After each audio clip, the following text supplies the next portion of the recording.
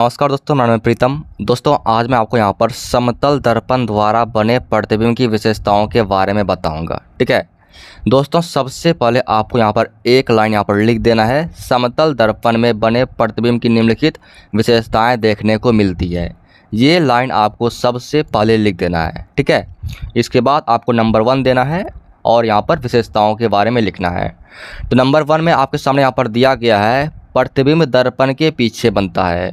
दोस्तों जो समतल दर्पण होता है, ठीक है, उसमें जो है प्रतिबिंब यानी फोटो जो है ये दर्पण के पीछे बनता है, इसे याद रखिए। ठीक है, प्रतिबिंब दर्पण के पीछे बनता है, इसे ध्यान में रखिए। इसके बाद देखिए, प्रतिबिंब का आकार वस्तु के आकार के बराबर होता है।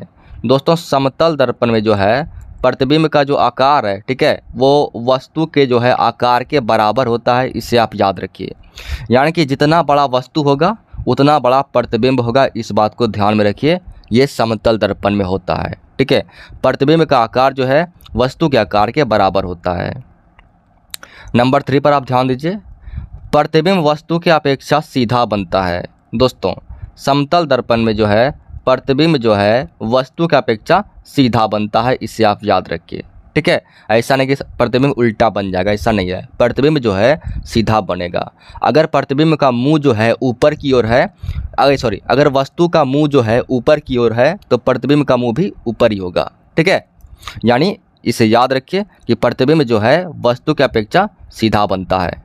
नंबर 4 पर आप ध्यान दीजिए, प्रतिबिंब पार्श्विक रूप से उल्टा होता है। देखिए प्रतिबिंब जो होता है समतल दर्पण में वो पार्श्विक रूप से उल्टा होता है। यानी कि जब आप समतल दर्पण की ओर जाएंगे, उसके सामने जाएंगे, ठीक है, तो आपका जो दायां हाथ है, ठीक है, वो प्रतिबिंब में बाएं साइड दिखाई देगा। ठीक है, और आपका जो बायां हाथ है वो प्रतिबिंब में दाएं तरफ दिखाई देगा। ये होता है समतल दर्पण में, समझे। नंबर 5 पर आपको ध्यान देना है। नंबर 5 में क्या कहता है, प्रतिबिंब आभासी होता है, अतः हम इसे पर्दे पर नहीं प्राप्त कर सकते हैं। दोस्तों समतल दर्पण द्वारा बनाया गया प्रतिबिंब जो है वो आभासी होता है, इसे आप याद रखिए। ठीक है, और जो भी आभासी प्रतिबिंब होता है उसे हम पर्दे पर प्राप्त नहीं कर सकते हैं। ठीक है, नंबर 6 पर ध्यान दीजिए, प्रतिबिंब दर्पण से उतना ही पीछे बनता है जितना वस्तु दर्पण से आगे अर्थात सामने रहता है। दोस्तों अगर आप समतल दर्पण के सामने जाते हैं, ठीक है, आप समतल दर्पण से जितना दूर पर खड़ा रहेंगे, ठीक है, आपका प्रतिबिंब जो है समतल दर्पण से उतना ही दूर पर बनेगा, इस बात को ध्यान में रखिए। ठीक है, आप दर्पण से जितना दूर में खड़ा रहेंगे प्रतिबिंब भी आपके उतना ही पीछे बनेगा, इस बात को याद रखिए।